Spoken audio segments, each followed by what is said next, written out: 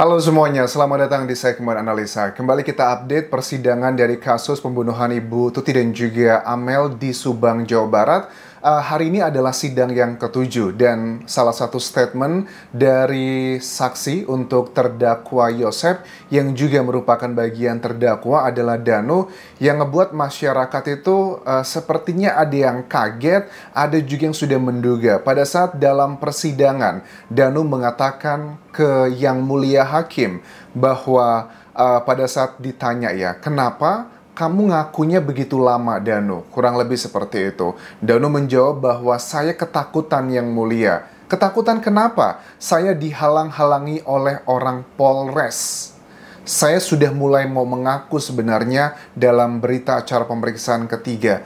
Kenapa? Apakah statement ini asli ataukah hanya kebohongan Danu?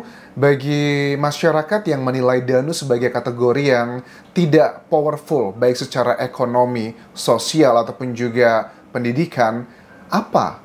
Kok berani Danu mengatakan seperti itu menunjuk ke sejumlah orang Polres di Subang? Siapakah orang-orang tersebut dan apa yang dilakukan? Coba kita simak cuplikannya pada saat Danu mengatakan hal tersebut, teman-teman. Tapi saya seperti dihalang-halangi gitu. Seperti dihalang-halangi. Tidak boleh berkata jujur. Saya dihalang-halangi untuk tidak boleh berkata jujur. Dihalangi oleh siapa? Orang bilang Pak, di ruang sidang terbuka umum, siapa yang menghalangi saudara? Siapa bilang? Pak Polres Orang Polres. Kapolres, atau maksudnya orang-orang di Polres. Siapa Kapolres Subang saat itu di tahun 2021? Please enlighten me, siapakah beliau? Karena aku juga sudah mulai lupa siapakah yang menjadi Kapolres pada saat kejadian tersebut. Kalau kalian masih ingat, ya bisa tuliskan di kolom komentar ini. Tetapi apakah ini beneran maksudnya menuju ke Kapolres atau orang-orang di Polres? Tentunya ini harus mendapatkan klarifikasi, tapi kan sayangnya dalam sidang ke-5, ke-6, ke-7 dengan terdakwa Yosep ini memang media massa agak sedikit dibatasi dalam melakukan peliputan. Ada beberapa keterangan yang disampaikan oleh saksi, terutama yang bagian dari pihak kepolisian, itu sepertinya tidak boleh diliput atau bahkan di live streaming. Ini yang membuat kita bertanya-tanya. Mudah-mudahan kita harus husnuzon ya sama Yang Mulia Hakim bahwa ini adalah strategi untuk mendapatkan kebenaran apa yang sebenarnya terjadi. Aku sudah rangkumkan apa saja yang disampaikan oleh Danu yang ini ngebuat Kombes Pol Surawan di Krimum Polda Jawa Barat pada saat ditanya sama wartawan, Pak, ini gimana Pak? Statement Danu dalam persidangan mengatakan bahwa selama dia diperiksa di Polres, pemeriksaannya itu antara mungkin 1 sampai ke 5 BAP karena Danu itu diperiksanya aku hitung sudah lebih dari 20-an kali ya melakukan BAP, bahkan dia sempat beberapa malam tuh menginap di Polres Subang. Dikatakan bahwa, Pak ini gimana? Danu ngaku katanya itu dia pernah dilakukan hal-hal yang sangat tidak manusiawi seperti kakinya itu diinjak dengan meja, kemudian dia pernah juga dilempar sama pisau oleh oknum-oknum di situ. Tapi mereka itu melakukan seperti itu dugaannya bukan agar Danu berbicara jujur, tetapi malah sebaliknya. Danu ngaku bahwa saya itu dihalang-halangi untuk berkata jujur karena mulai sejak BAP ketiga, saya itu sebenarnya sudah mulai goyah. Saya itu sudah mau mengaku apa yang sebenarnya terjadi. Jadi ini adalah satu bagian yang nggak bisa kita pandang sebelah mata. Mengingat dalam dunia hukum ada 5 jenis alat bukti dan butuh 2 alat bukti untuk mengatakan satu hal adalah fakta. Keterangan terdakwa merupakan salah satu dari 5 jenis alat bukti tersebut. Dan Danu mengatakan hal seperti ini, kayaknya nggak mungkin kalau dia berani sekonyol itu di hadapan yang mulia hakim? Pada saat dia menjelaskan bagaimana kronologi awal, itu kan Danu juga ditanya sama jaksa penuntut umum ataupun juga yang mulia hakim.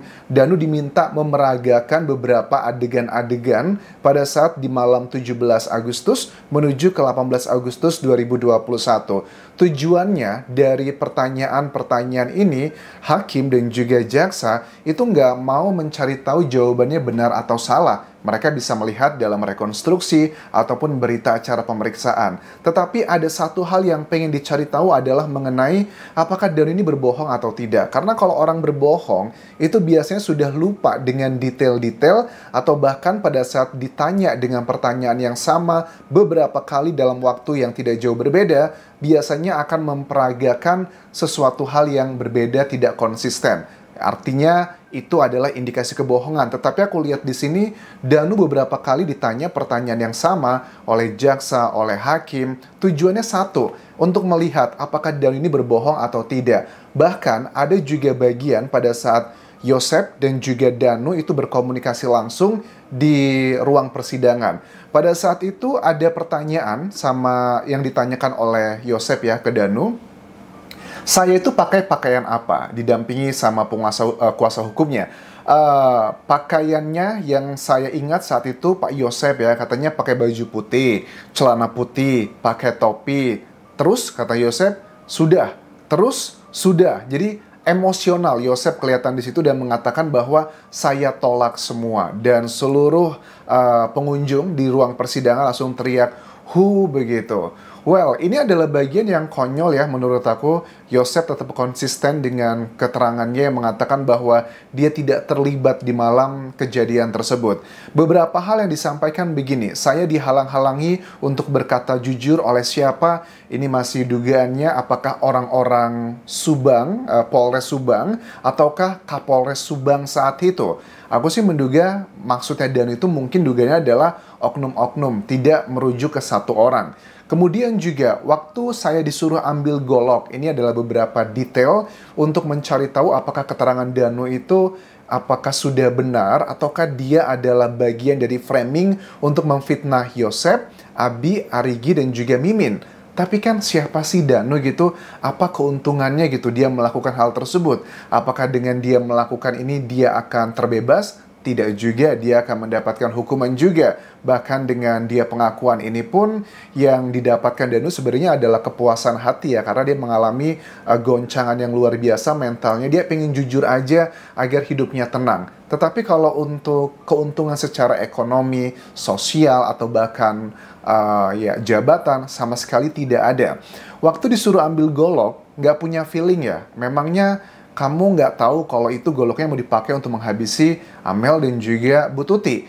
Danu bilang bahwa saya tahunya tuh dia cuma mau ngasih pelajaran. Dia itu adalah Yosef menurut Danu. Ya mungkin aja interpretasinya Danu mau ngasih pelajaran itu dengan background dia yang terbilang naif. Sebenarnya Danu itu ya dikategorikan lugu, ya memang dia seperti itu keadaannya. Tetapi kadang juga dia mencari, namanya manusia gitu ya. Mereka tuh mau mencari ya untuk menyelamatkan diri sendiri. Makanya disebutnya adalah naif untuk Danu. Memang ada bagian dia lugu, dia berpikir bahwa golok tersebut itu dipakainya hanya untuk sekedar memberi pelajaran, misalnya menakut-nakuti. Karena kan Yosef bilang, saya itu selama ini tertekan secara ekonomi. Uangnya dijatah cuma segitu, Bu Tuti, Amel, Yoris itu mendapatkan gaji double digit dari yayasan yang sudah dibangun oleh Yosef sendiri dan juga Mimin bersama di sana. Tapi kok perlakuannya tidak sesuai begitu. Terus pada saat ditanya juga, perintahnya itu sebenarnya apa saja Danu dari Yosef katanya. Perintahnya itu sebenarnya tidak banyak, hanya mengambil golok, itu yang pertama. Kemudian diserahkan ke Yosef. Yang kedua adalah Danu diminta untuk memukul dengan stick golf dan ngangkat aja. Ngangkat adalah kedua korban untuk dibawa ke kamar mandi. Sementara untuk adegan-adegan lainnya, misalnya dia melakukan A, B, C, dan D, ke Tuti dan juga Amel itu adalah bagian-bagian spontanitas. Ya wajar lah, walaupun Danu lugu, dia kan juga ngerti lah, masih bisa memahami apa saja konsekuensi untuk melakukan, untuk menuju ke perintah tersebut. Pada saat ditanya mengenai bak mandi, itu yang menguras bak mandi siapa Danu? Iya, saya yang menguras bak mandi. Ini kan kejadian di sehari setelah kejadian, tepatnya di tanggal 19 Agustus 2021. Tetapi kan pada saat Danu di BAP juga, dia mengatakan pada saat dia menguras bak mandi, dia menemukan katanya ada gunting, ada karter, ada banyak hal di kamar mandi tersebut. Pada saat ditanya, itu siapa yang menaruh barang-barang di kamar mandi tersebut? Danu bilang, saya nggak tahu karena saya itu di luar. Loh, bukannya kamu yang ngebawa korban itu ke kamar mandi buat dimandikan oleh Mimin, menurut keterangan Danu. Tapi kan saya nggak melihat semuanya, saya cuma ngangkat doang dan saya keluar. Apakah suasananya itu gelap di dalam rumah tersebut? Ya sebenarnya nggak gelap-gelap amat, masih cukup untuk lihat komunikasi, masih agak remang-remang, walaupun tidak terang. Yang gelap itu adalah di bagian luarnya aja. Kemudian pada saat Danu mengatakan bahwa di BAP ketiga, itu dia sudah mau mengaku, tetapi pada saat mau mengaku itu dia diperlakukan sangat tidak manusiawi oleh sejumlah oknum di Polres Subang. Itu adalah keterangan dia sampaikan. Apakah Polres ini ya, I'm so sorry kalau memang ini bukanlah Polres Subang, ini adalah fitnah, ya dari pihak kepolisian pun bisa mempertanyakan lagi apa yang disampaikan Danu ini. Apakah ini menjadi salah satu alasan juga dari Yang Mulia Hakim pada saat keterangan dari ke-6 anggota polisi yang dimintai keterangannya juga dalam sidang Yosep ini, karena terdakwa Yosep di sidang sebelumnya nggak boleh di-syuting sama media, untuk liputan pun juga tidak boleh.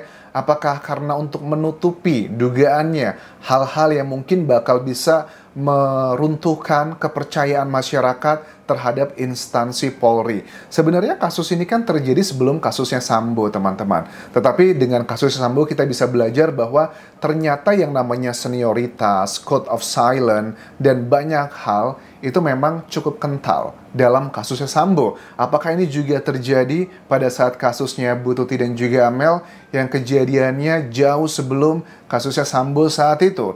Kemudian Amel diperagakan bagaimana dia membegitukan Amel yang dihantam dengan stick golf, kemudian dipegangin bareng sama dua pria lainnya, yakni adalah Abi dan juga Arigi. Itu diperagakan semuanya. Pada saat aku lihat beberapa rekan-rekan yang mengirimkan rekaman video ke alamat pribadiku, aku ngelihat Danu kelihatan natural banget ya pada saat dia memperagakan itu. Beberapa kali diminta memperagakan yang sama dalam satu waktu yang gak jauh berbeda, itu nggak ada yang berbeda sama sekali, teman-teman. Jadi kalau dibilang Danu ini berbohong, mengada-ada, bagi aku pribadi, sepinter-pinternya orang, mau dia profesor, pada saat dia mengatakan sesuatu hal yang bohong, ditanya berkali-kali, pasti bakal ada selipnya. Dan Danu tidak ada tuh selipnya ke seperti itu. Jadi kalau buat netizen yang masih menduga, which is itu adalah hal yang wajar bagi kalian, bahwa Danu ini hanya memfitnah Yosep,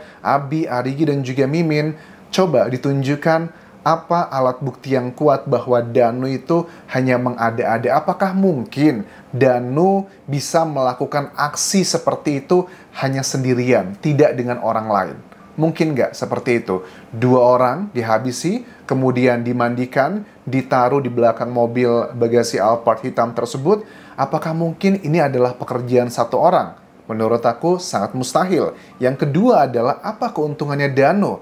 Apakah dia punya rasa sakit hati? Mungkin aja, tetapi kan sakit hatinya Danu itu terlalu konyol kalau harus melakukan hal seperti ini. Apalagi dia tidak mendapatkan keuntungan apapun. Apakah dia menjadi pemilik yayasan? Tidak. Apakah dia mendapatkan uang? Tidak. Apakah dia naik jabatan? Juga tidak. Jadi terlalu mengada-ada, dan menurut aku pada saat kuasa hukumnya Danu mengatakan bahwa Yang Mulia Hakim pun menilai bahwa kalau seandainya ini Danu tidak melakukan pengakuan, kasus ini sangat sulit sekali dibongkar kalau tidak ada keterangan dari Danu. Makanya aku melihat aroma sepertinya status justice kolaborator ini akan diterima oleh Yang Mulia Hakim yang akan sangat bisa meringankan hukuman untuk Danu. Dan mudah-mudahan Danu terus istiqomah ya, bisa menyatakan hal-hal yang walaupun berat harus disampaikan secara utuh. Karena kalau Danu berkata jujur, aku yakin dia pasti akan mujur. Walaupun ya suka nggak suka, dia akan tetap terhukum karena dia adalah bagian dari para pelaku di malam 17 menuju 18 Agustus 2021 lalu. Terima kasih sudah menonton, kita akan terus update persidangan dari kasus Subang ini. Hari ini adalah sidang yang ketujuh dengan terdakwa Yosep dan masih ada 4 terdakwa lainnya adalah Danu, Abi, Arigi, dan juga Mimin yang mereka pun juga akan segera menjalani persidangan di Pengadilan Negeri Subang. Sampai jumpa di video berikutnya. Tinggalkan like dan juga komen, subscribe channel YouTube ini, follow Instagram, Facebook, dan juga akun TikTok Kodian Jasa Semara. Sampai jumpa.